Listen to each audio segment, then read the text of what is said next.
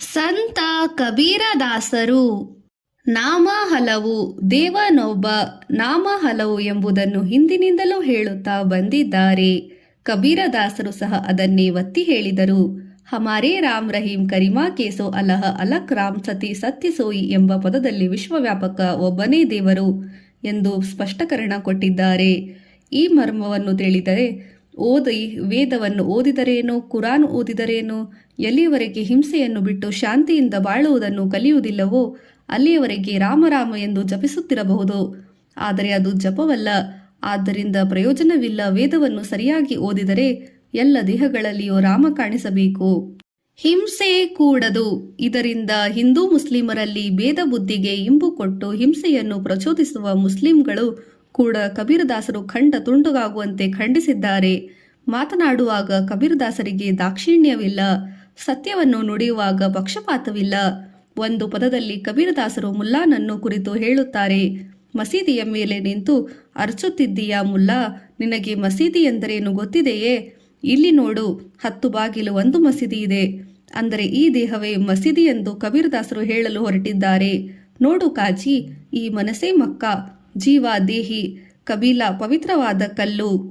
ಇಲ್ಲಿ ಮಾತನಾಡುವವನು ಜಗತ್ತಿಗೆ ಗುರುವಾಗ ಅವನು ಮಹಮ್ಮದ್. ಅಂದ ಮೇಲೆ ಎಲ್ಲೆಲ್ಲಿ ಬಂದು ನರಕ, ಎಲ್ಲೆಲ್ಲಿ ಬಂದು ಸ್ವರ್ಗ. ಸುಧಾರಕ ಕಬೀರದಾಸರು ಒಳ್ಳೆಯ ಸುಧಾರಕರು. ಅವರು ಎಲ್ಲವನ್ನೂ ಸುಧಾರಿಸಲು ಯತ್ನಿಸಿದರು. ಎಲ್ಲ ಸುಧಾರಣೆಯ ಗುರಿ ಜೀವನ ಹಸನಾಗಬೇಕು, ಇಲ್ಲಿ ನೆಮ್ಮದಿ ಇರಬೇಕು, ಅಲ್ಲಿ ಮುಕ್ತಿ ಸಿಗಬೇಕು ಎಂಬುದಾಗಿ. ಆದ್ದರಿಂದ ಜೀವನದ ಹಾಸುಹೊಕ್ಕಾಗಿ ಎಲ್ಲ ಅಂಶಗಳನ್ನು ಸುಧಾರಿಸಬೇಕಾಗಿ ಅವರಿಗೆ ಕಾಣಿಸುತ್ತಿತ್ತು. ಸಮಾಜದಲ್ಲಿ ಅತೃಪ್ತಿಯೇ ಸರ್ವ ಗೊಂದಲಕ್ಕೆ ಕಾರಣ. ಇದನ್ನು ಮೊದಲು ಖಂಡಿಸಿದರು. ಅತೃಪ್ತಿ ಸಕಲ ದುರ್ಗುಣಕ್ಕೂ ಮೂಲ. ಆಸೆ ಇದ್ದಲ್ಲಿ ಅತೃಪ್ತಿ, ಆಸೆ ಇಲ್ಲವಾದಲ್ಲಿ ತೃಪ್ತಿ ಬರುತ್ತದೆ.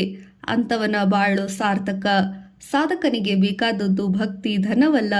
ಎಂದು ಐಶ್ವರ್ಯವಿದೆ, ಬಾಗಿಲಿನಲ್ಲಿ ಮಂಗಳವಾದ್ಯ ಮೊಳಗುತ್ತಿದೆ, ಸಂಗೀತ ಸಾಹಿತ್ಯ ಸುತೆತೊರೆಯಾಗಿ ಹರಿಯುತ್ತಿದೆ. ಕಾಲ ಬದಲಾಗುತ್ತದೆ, ಅಲ್ಲಿ ಜನ ಬರುವುದು ಕಡಿಮೆಯಾಗುತ್ತದೆ, ವೈಭವ ಅಳಿಯುತ್ತದೆ. ಅಲ್ಲಿ ಪಟ್ಟಣ, ಗಲ್ಲಿ, ಮನೆ, ಕಾಗೆ, ಕೂಗೆಗಳು ವಾಸ ಮಾಡಲು ಪ್ರಾರಂಭಿಸುತ್ತವೆ. ಇವೆಲ್ಲ ಎಲ್ಲರೂ ನೋಡಿದ್ದಾರೆ. ಅದನ್ನು ಜ್ಞಾಪಿಸುತ್ತಾ ಕಬೀರದಾಸರು ವಚನಗಳು ಸುತ್ತಲೂ ಸಮುದ್ರ, ಮಧ್ಯದಲ್ಲಿ ಲಂಕೆ, ಸುವರ್ಣ ಭೂಮಿ, ಲಕ್ಷಾಂತರ ಬಂಧು ಬಾಂಧವರು, ಸ್ವತ್ತು 10 ತಲೆ 20 ಭುಜಗಳು. ಆದರೆ ಇಂದು ಆ ರಾವಣನ ಮನೆತನದಲ್ಲಿ ದೀಪ ಹಚ್ಚುವವರೂ ಉಳಿದಿದ್ದಾರೆಯೇ? ಹೀಗೆ ತೃಪ್ತಿಯ ಬಾಳುವೆಯ ಹಿರಿಮೆಯ ಕೊಂಡಾಡಿದ ಕಬೀರದಾಸರು ಆಲಸ್ಯವನ್ನು ಸಮರ್ಥಿಸಿಲ್ಲ, ಭಿಕ್ಷೆ ಬೇಡುವುದನ್ನು ಖಂಡಿಸಿದ್ದಾರೆ. ನ್ಯಾಯವಾದ ಮಾರ್ಗದಲ್ಲಿ ಜೀವನ ನಡೆಸಲು ಹೇಳಿದ್ದಾರೆ. ಹಣದ ಮಹತ್ವವನ್ನು ಅರಿತಿದ್ದಾರೆ, ಅದರ ಸದುಪಯೋಗದ ದಾರಿ ತೋರಿದ್ದಾರೆ. ಜೀವನದ ದೋಣಿ ಸಾಗಬೇಕಾದರೆ ಧನವೆಂಬ ಜಲ ಬೇಕು.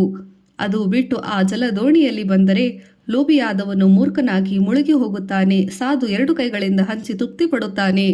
ಮಾತು ಕೃತಿ. ಕಬೀರದಾಸರಿಗೆ ಉಪದೇಶಕರನ್ನು ಕಂಡರೆ ಆಗದು. ತಾವು ಮಾಡಲಾರದದ್ದು ಆಡುವುದರೆಂದರೆ ಅವರಿಗೆ ಮೈಯೆಲ್ಲ ಉರಿಯುತ್ತದೆ. ಕಬೀರದಾಸರು ಹೇಳಿದರು, ಇತರರ ದೋಷವನ್ನು ಕಂಡು ನಗುವಿರಾ? ನನ್ನ ಅನುಭವ ಕೇಳಿ. ಮುಜಸಾ ಬೂರಾ ನ ಕೋಯಿ, ನನಗಿಂತ ಕೆಟ್ಟದ್ದು ಬೇರೆ ಯಾವ ವಸ್ತೂ ಇಲ್ಲ. ಈ ದೃಷ್ಟಿ ಬಂದಲ್ಲಿ ಸಹಾನುಭೂತಿ ಬರುತ್ತದೆ. ಅನ್ಯರ ವಿಷಯದಲ್ಲಿ ಈ ದೃಷ್ಟಿ ಇಲ್ಲವಾದರೆ ತನ್ನ ದೋಷಗಳನ್ನು ಮರೆಮಾಚುವ ಹೀನವೃತ್ತಿ ಬೆಳೆಯುತ್ತದೆ.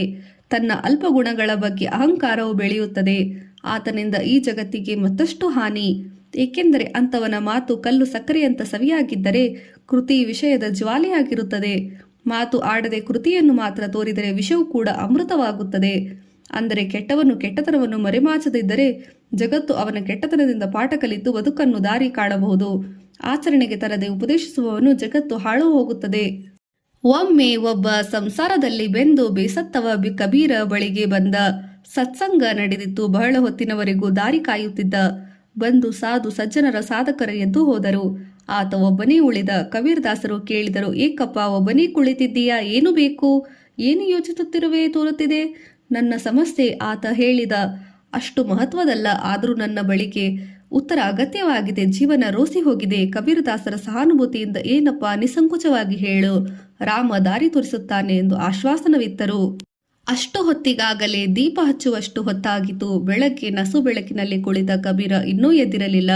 ಬರುವವರು ಬರುತ್ತಿದ್ದರು, ಹೋಗುವವರು ಹೋಗುತ್ತಿದ್ದರು. ಹಿಂದೂಗಳು, ಮುಸ್ಲಿಂಗಳು, ಜ್ಞಾನಿ, ಅಜ್ಞಾನಿ, ಸಾಧು, ಕಪಟಿಗಳು ಕಬೀರರ ಮಾತ್ರ ನಿರ್ವಿಕಾರವಾಗಿ ಎಲ್ಲರೊಡನೆ ಯಥೋಚಿತ್ತವಾಗಿ ನಕ್ಕು ಮಾತನಾಡುತ್ತಿದ್ದರು.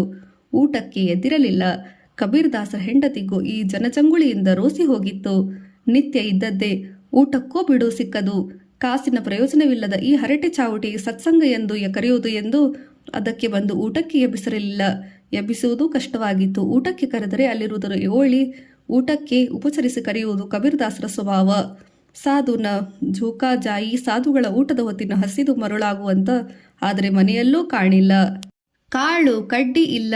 ಇಂಥ ಬಾಳು ಹೇಗೆ ನಡೆಯುವುದು ಚಿಂತೆ ಮಡದಿಗೆ. ಕಬೀರನಿಗಿಲ್ಲ. ಆದ್ದರಿಂದ ಅವಳು ಊಟಕ್ಕೆ ಏಳಿ ಅಂದಿರಲಿಲ್ಲ. ಆದರೆ ಹೆಂಡತಿಯಲ್ಲವೇ, ಮಮತೆಯ ಮೂರ್ತಿಯಲ್ಲವೇ, ಗಂಡ ಎಷ್ಟು ಹೊತ್ತು ಉಪವಾಸವಿರುವುದು. ಉಪವಾಸವನ್ನು ಸಹಿಸಲಾರಳು.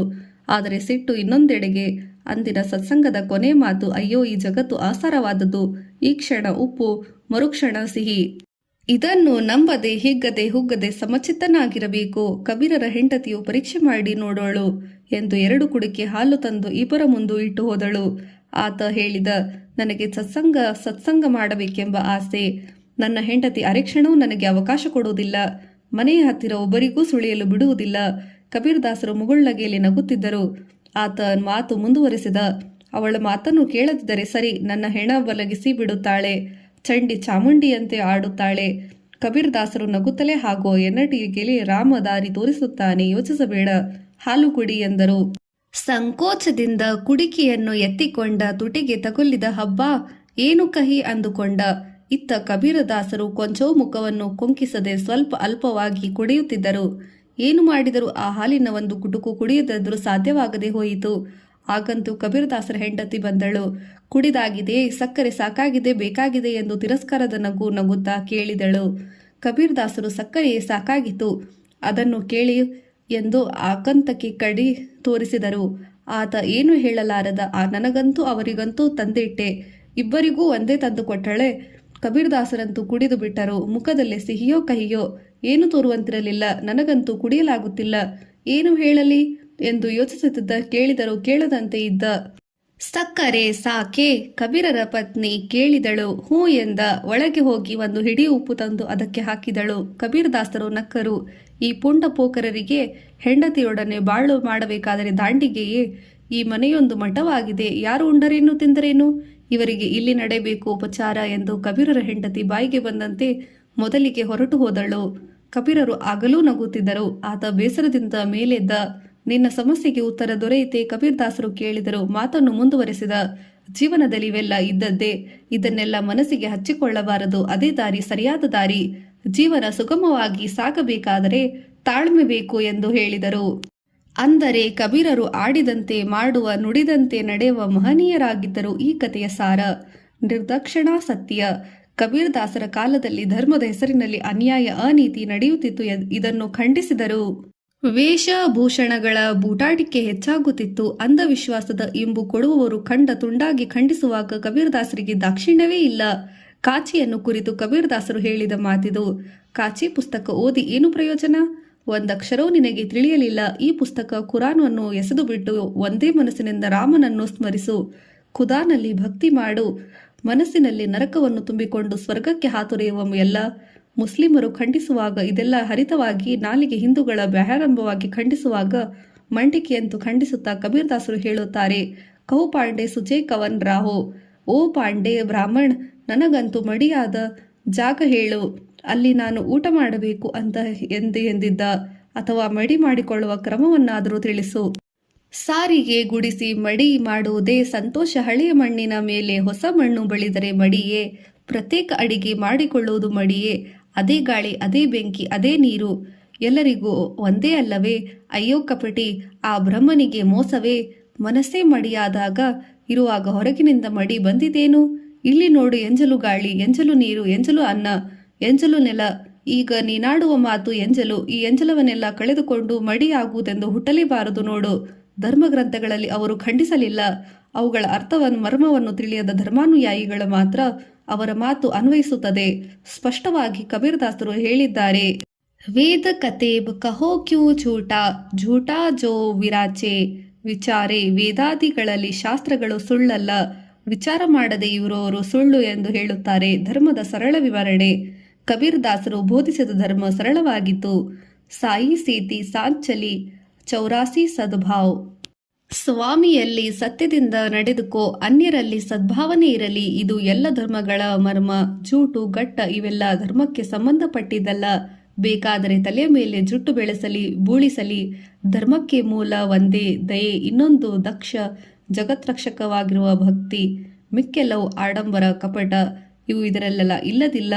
ಹಿಂಸೆಯ ದಾರಿಯನ್ನು ತುಳಿದಿರುವ ಧಾರ್ಮಿಕರು ಕಂಡರೆ ಕಬೀರದಾಸರಿಗೆ ಸಿಟ್ಟೋ ಸಿಟ್ಟು. ದಿನವೆಲ್ಲ ಉಪವಾಸವಿರುವುದು, ರಾತ್ರಿ ಪಶುವನ್ನು ಕೊಲ್ಲುವುದು. ಒಂದೆಡೆ ಕೂಲಿಯಂತೆ ಕ್ರೂರಿ, ಇನ್ನೊಂದೆಡೆಗೆ ಭಕ್ತನಂತೆ ತೋರುವೆ. ದೇವರು ಯಾವುದನ್ನು ನಿನ್ನ ಸ್ವರೂಪವನ್ನು ತಿಳಿಯಬೇಕು? ಕೋರಿ ಸೊಪ್ಪು ತಿನ್ನುತ್ತದೆ, ಆ ಅಪರಾಧಕ್ಕೆ ಅದರ ತಲೆ ಕತ್ತರಿಸುತ್ತಿದ್ದೀಯಾ? ಆ ಕುರಿಯನ್ನೇ ತಿನ್ನುವ ನಿನಗೆ ಏನು ಮಾಡಬೇಕು? ದೇಹ ಬೆಳೆದಿದೆ, ಭಜನೆ ಮಾಡು. ಹಣ ಹೆಚ್ಚಾಗಿದೆ, ದಾನ ಮಾಡು. ಬುದ್ಧಿವಂತನಾದರೆ ಅನ್ಯರಿಗೆ ಉಪಕಾರ ಮಾಡಬೇಕೆಂದು ಯೋಚಿಸು. ಬಾಳ್ವೆಗೆ ಸಾರ್ಥಕ. ಹಿಂಸೆಗೆ ಮೂಲ ಅಸೂಹೆ. ಅದನ್ನು ಬಿಡಬೇಕು. ಹುಟ್ಟಿದಕ್ಕೆ ಬದುಕಬೇಕು, ಬದುಕಿದಕ್ಕೆ ತಿನ್ನಬೇಕು. ಇನ್ನೊಬ್ಬರಿಗೆ ಐಶ್ವರ್ಯ ಇರುವುದನ್ನು ಕಂಡು ಅಸೂಹೆ ಪಡಬಾರದು. ಇದರಿಂದ ಸಂತೋಷ ಸಿಗುವುದಿಲ್ಲ. ಆಡಂಬರವನ್ನು ಹಳೆಯುವುದರು, ಕಪಟತನವನ್ನು ಬೆಳೆಸಬಾರದು. ಕಬೀರದಾಸರು ಹರಿತವಾದ ಮಾತು ಕೇಳಿದರೆ ಇವರಂತ ಗರ್ವಿಷ್ಠರು ತಾನೇ. ಎಲ್ಲ ಬಲ್ಲವಲು ಅಹಂಕಾರವನ್ನು ತುಂಬಿದೆ ಇವರಲ್ಲಿ. ತಾವು ಹೇಳಿದೆ ನಿಜವೆಂದು ದುರಾಭಿಮಾನವನ್ನು ಹೇಳಿದ್ದಾರೆ. ನಾಜೂಕು ಬೇಡವೇ ಎನಿಸಬಹುದು. ಭಕ್ತ. ಆದರೆ ಕಬೀರದಾಸರು ಭಕ್ತರು, ಸತ್ಯಾನ್ವೇಷಿಗಳು, ಸರಳ ಜೀವನವನ್ನು ನಡೆಸಿದ ಹಿರಿಯ ವಿಚಾರಕರು, ಸಾಧುಗಳು, ವಿನಯಶೀಲರು. ಅವರೆಂಥ ವಿನಯಮೂರ್ತಿ ಎಂಬುದನ್ನು ನೋಡಿ ಯಾರು ಪಾಖಂಡ ಕಪಟಿ ಅಭಿಮಾನವನ್ನು ಬಿಟ್ಟು ದಾರಿಯಲ್ಲಿ ಬಿದ್ದು ಹುದುಗಿರುವ ಕಲ್ಲಿನಂತಿರಿದ್ದರು ಅಂಥವರಿಗೂ ಮಾತ್ರ ಭಗವಂತ ಸಿಗುತ್ತಾನೆ ಎಂದು ಹೇಳಿದ್ದರು ಕಬೀರದಾಸರು. ತಾವು ಸಂತರ ಚೇಲ, ದಾಸರ ದಾಸರ ದಾಸ ಕಬೀರ ಹೀಗೆ ಬಾಳುತ್ತಿದ್ದಾನೆ ಎಂದು ತಾನು ಹೇಳಿಕೊಂಡರು. ಎಲ್ಲರ ಕಾಲ ಕೆಳಗಿರುವ ಹುಲ್ಲಿನಂತೆ, ಅಂದರೆ ತುಳಿಯುವವರು ತುಳಿಯಲಿ, ತಿನ್ನುವವರು ತಿನ್ನಲಿ. ಪರಮಾತ್ಮನ ಕೃಪೆ ಹನಿಯಬಲ್ಲದ ಮೇಲೆ ಸದಾ ಹಸುರಾಗಿರುವ ಚೇತನ ಅವರದಾಗಿತ್ತು. ಕಬೀರದಾಸರು ಹೊಸದನ್ನೆಲ್ಲ ಹೇಳಲಿಲ್ಲ. ಆದರೆ ತಾವು ಸತ್ಸಂಗದಿಂದ ಕಲಿತದ್ದನ್ನು ಅನುಭವಕ್ಕೆ ತಂದುಕೊಂಡು ಅನ್ಯರಿಗೆ ಉಪದೇಶಿಸಿದರು. ಕಬೀರರ ರಾಮ ದಾಶರಥಿಯಲ್ಲ. ಕಬೀರದಾಸರು ತಮ್ಮ ಪರಮಾತ್ಮನನ್ನು ರಾಮ ಎಂದೇ ಹೇಳಿಕೊಂಡಿದ್ದಾರೆ. ಈ ರಾಮನಾಮವನ್ನು ಅವರು ಗುರುಪದೇಶವೆಂದು ಪಡೆದಿದ್ದಾರೆ. ಆದರೆ ಕಬೀರದಾಸರ ರಾಮನಿಗೆ ಇಂತಹ ಗುಣ, ಇಂತಹ ರೂಪ ಎಂದು ಹೇಳುವ ಹಾಗಿಲ್ಲ. ದಶರಥನ ಮಗನಾಗಿ ಹುಟ್ಟಿ ಲಂಕೇಶ ರಾವಣನನ್ನು ಸಂಹಾರ ಮಾಡಿದವನಲ್ಲ. ನಾ ದಶರಥ ಘರಿ ಅವತರಿ ಆಯ, ನಾ ಲಂಕಾಕ ರಾಮ ಸತಾಯ, ದಶರಥ ಸುತ ಕುಹಲೋ ಬಕಾಯ, ರಾಮನಾಮಕ ಮರ್ಮಹೆ ಅಲಾಯನ, ಆನ ಸ್ವರಸುನ ಸಗುಣ ಸಿರ್ಗುಣ ನಿರ್ಗುಣ, ಸೇಂಪರ ರಾಮ ಸೇ ಕಬೀರ ಮಾತುಗಳು. ಆದರೆ ರಾಮನಿಗೆ ಆಕಾರವು ಗುಣಗಳು ಒಪ್ಪಂದ. ಕಬೀರರ ಅನೇಕ ಅನಂತ ನಾಮಗಳು ಒಪ್ಪಿದ್ದಾರೆ, ಪ್ರಯೋಗಿಸಿದ್ದಾರೆ.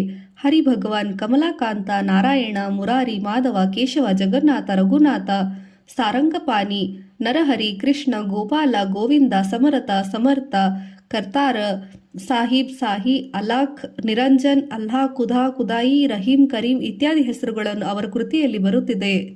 ಒಟ್ಟಿನಲ್ಲಿ ಕಬೀರದಾಸರು ರಾಮ ಸರ್ವ ಶಬ್ದಗಳಿಂದ ಕರೆಯಬಹುದಾದ ಒಬ್ಬನೇ ಒಬ್ಬ ಈಶ್ವರ. ಭಕ್ತನಿಗೆ ವೈರಾಗ್ಯ ಸಹಜವಾಗಿರುತ್ತದೆ. ವೈರಾಗ್ಯದ ಜೊತೆ ಭಕ್ತಿ ಸಂತೋಷದ ಮೂರ್ತಿಯಾಗಿ ಕಾಣಿಸುತ್ತದೆ. ಸತ್ಯಾನ್ವೇಷಣೆ, ಆಸೆ, ಕೋಪ ಮುಂತಾದ ಅವನ ಹತ್ತಿರ ಸುಳಿಯಲಾರವು. ಎಲ್ಲರನ್ನು ಸಮದೃಷ್ಟಿಯಿಂದ ನೋಡುವ ಉದಾರಿ, ದಯಾಮೂರ್ತಿ, ವಿನಮ್ರ, ಅಹಂಕಾರ ಮರ್ಮಗಳನ್ನು ಬಿಟ್ಟ ಸರಳ ಜೀವಿ, ಗುರುವಿನ ಗುಲಾಮ, ಸಾಧು ಸಂತರ ಸಂಗಡಿಗ. ಅವನಿಗೆ ಅವರ ಹೆಚ್ಚು, ಅವರು ಕಡಿಮೆ ಎಂದು ತೋರದು. ಕುಲ ಗೋತ್ರದ ಮಹತ್ವ ಕಾಣಿಸದು. ಎಲ್ಲೆಲ್ಲೂ ತನ್ನ ಪ್ರಿಯತಮ ಪರಮಾತ್ಮನೇ ನೋಡುವ ಸ್ವಭಾವ ಅವನದು. ಈ ಜಗತ್ತಿನಲ್ಲಿ ಭಕ್ತನಿಗೆ ಆಸಕ್ತಿ ಇಲ್ಲ. ಎಲ್ಲಿ ಕಾಣುವ ಯಾವಾಗಲೂ ಪ್ರಿಯತಮನೇ ಪರಮಾತ್ಮನನ್ನು ಹುಡುಕುತ್ತಿದ್ದಾನೆ. ಅದರ ಸಾಕ್ಷಾತ್ಕಾರ ಒಮ್ಮೆ ಆಯಿತೆಂದರೆ ಮತ್ತೆ ಚಿಂತೆ ಇಲ್ಲ, ನಿಶ್ಚಿಂತ. ಅವನು ಆತ್ಮಾನುಭವದ ಆನಂದದಲ್ಲಿ ಲೀನವಾಗಿರುತ್ತಾನೆ. ಅವನು ಮಾತು ಮೂಕವಾಗಿರುತ್ತದೆ. ಕಬೀರದಾಸರು ಈ ಹಂತದಲ್ಲಿ ಮುಟ್ಟಿದ ಪುಣ್ಯಜೀವಿ. ಈ ಹಂತದಲ್ಲಿ ಕಬೀರದಾಸರು ತಮ್ಮ ಹಾಗೂ ಪರಮಾತ್ಮನ ಸಂಬಂಧವನ್ನು ತಿಳಿಸಲು ಯತ್ನಿಸಿದ್ದಾರೆ. ಮಾತಿಗೆ ನಿಲುಕದ ಅನುಭವದ ಕುರಿತು ತಿಳಿಯಲು ಕಲೆ ಕಬೀರದಾಸರಿಗೆ ಪಳಗಿ ಬಂದಿರುವುದು. ಅವರು ಈ ಬಗೆಯ ರಚನೆಯನ್ನು ಕೂಡಿ ಕಬೀರದಾಸರು ರಹಸ್ಯವಾದಿಗಳೆನ್ನುತ್ತಾರೆ. ಇಂದಿಗೂ ಕಬೀರರನ್ನು ಅನುಸರಿಸುವವರು ಸಾವಿರಾರು ಜನ. ಅವರು ಪ್ರಪಂಚವನ್ನು ಬಿಟ್ಟು ದಿನಪ್ರತಿ ವರ್ಷ ನೂರಾರು ಹಿಂದೂಗಳು ತಮ್ಮ ಮನೆಯ ತೀರಿಕೊಂಡು ಹಿರಿಯರಿಗೆ ಮಾಡುವ ಹಾಗೆ ಶ್ರದ್ಧಾಕರ್ಮ ಮಾಡುತ್ತಾರೆ. ನೂರಾರು ಮಂದಿ ಮುಸ್ಲಿಮರು ಸೀದಾ ತೀರಿಸಿಕೊಂಡು ದಾನ ಮಾಡುತ್ತಾರೆ. ಆಡಂಬರವಿಲ್ಲದೆ, ಜಾತಿ ವ್ಯತ್ಯಾಸವಿಲ್ಲದ ನಿರ್ಮಲ ಭಕ್ತಿ ಮಾರ್ಗದಲ್ಲಿ ನಡೆದು ಇದ್ದವರಿಗೆ ದಾರಿದೀಪವಾಗಿ ದಿವ್ಯ ಚೇತನ ಅವರದು.